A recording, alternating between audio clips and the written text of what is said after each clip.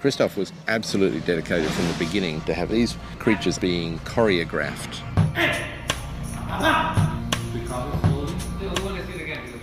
Roberto is the movement coordinator in the film. He coordinated the movement for the nurses, the grey children, the armless character. He's the sort of brain behind how all these monsters moved. More arms, Sivan, more arms, and head.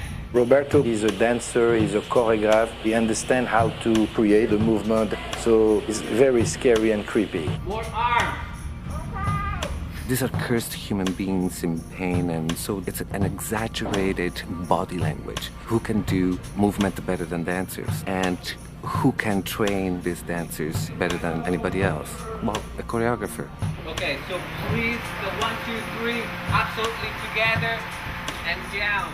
As a movement coordinator, I was with the casting director in looking for the 3 main creatures. With the armless, Christoph was convinced about Michael Koda. I went through an audition process. We had to audition with our hands behind our back and just move around, hit the floor. It was kind of choreographed, but it's more kind of what you had to put into it yourself creatively. By moving with his arms back, you could see that he really had no arms. And the way he was already walking and putting the knees towards each other, and Christoph decided to go for Mike because it was angular, yet at the same time smooth. It was already freaky looking, without the costume on, without the prosthetics on. Make you go all the way. Wow. Wow. As if you were, yeah. We just tried a lot of different things, you know what I mean? We had to try the moves jumping, we tried it twisting, we tried it on the floor slithering, we tried it running, we tried it falling. If I'm being shot, how am I gonna do that?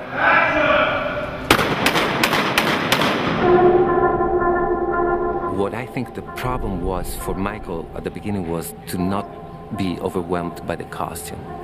His arms are like this, he's wrapped around, they put this hat on him, and that's it. He's completely blind. Of course, if you don't see anything, it's already difficult to walk. You can just imagine big movements in a very crooked way.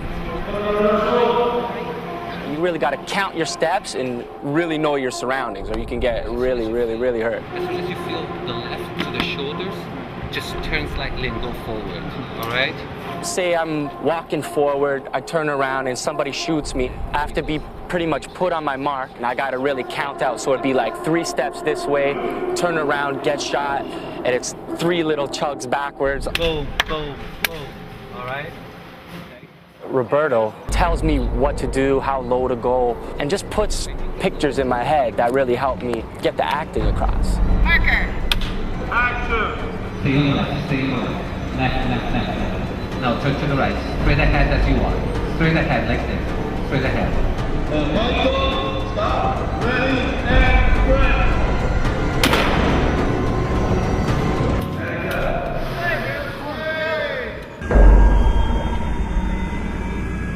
As far as Grey Child, I called Yvonne because I thought she would be perfect. And when we put the video in for Christoph to see, he picked Yvonne instantly. Christoph and I had a little conversation. He really wanted us to embody what Grey Child would really be, physically. From the shoulders, reverse the theory.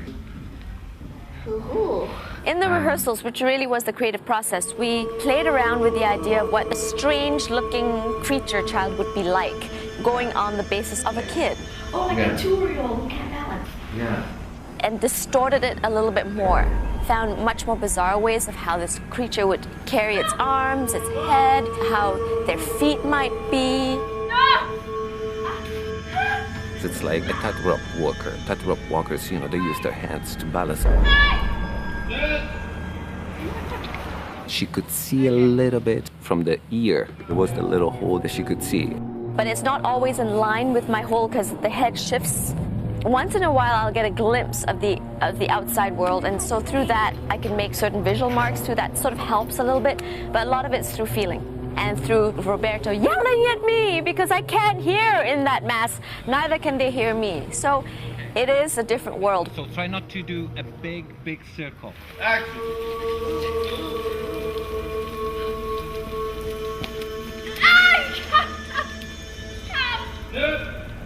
To be honest, I never saw her face in real life. I don't know what she looks like. So she was this kind of mystery woman, and I could sort of hear what she was saying. I'd listen to her and she'd listen to me because she couldn't hear very much behind the mask. So it was an interesting relationship.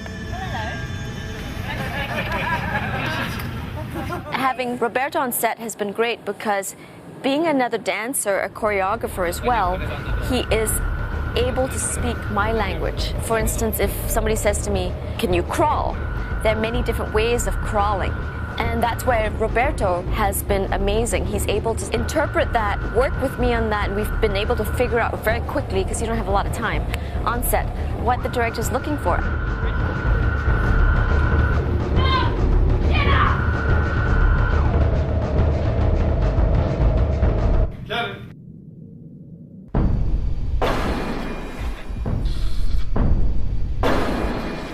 What I tried to do with the nurses was to be as close as I could be with the movement in the video game. I got into the studio, I knew exactly what I wanted, and Christophe was in the studio as well, and he knew exactly what he wanted to see.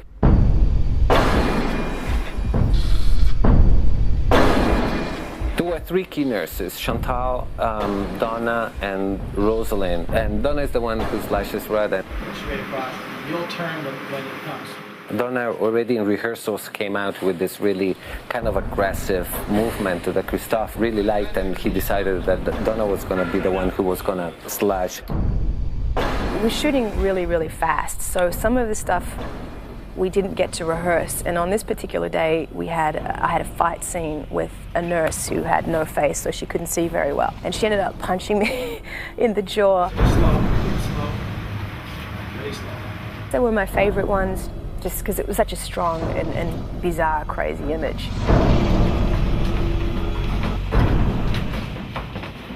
I played two creatures in the film, the Red Pyramid and the Janitor. Christophe meant for the janitor was to be obscene, and my head is tilted back, so I can't even really move my head that much. The only thing that I could really use to make it obscene was my tongue. Yeah, but no, not that. Oh yeah. Yeah? Really? Yeah, I think. My next favorite monster is Red Pyramid. He was actually a really kind of intimidating image, and the way that he moved was really very simple but very balletic.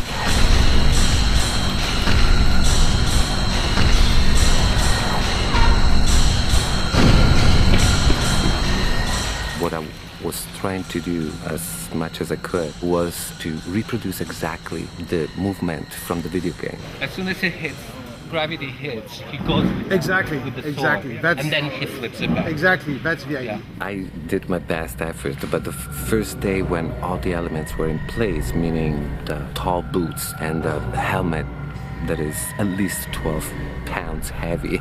So my first hour was on set was quite difficult, I would say, quite challenging.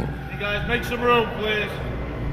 And plus you're carrying this big heavy sword, which is not in reality, so it's all faked by the movement. I have to make the sword look like it's incredibly heavy, and so it adds to the movement. I can only see the floor, so I can't see in front of me. It does affect the balance. There is a period of adjustment that it's needed. And all the women on set really liked that character because he had a naked bottom, and you'd see that on set every day. So he's really scary from the front, but not so scary from the back. It's a lot of fun. You feel like a little boy. I mean, this has been a boy's dream. It was a lot of fun. Something that I would not suggest people to do it in their homes, but absolutely was an incredible treat. That's a wrap.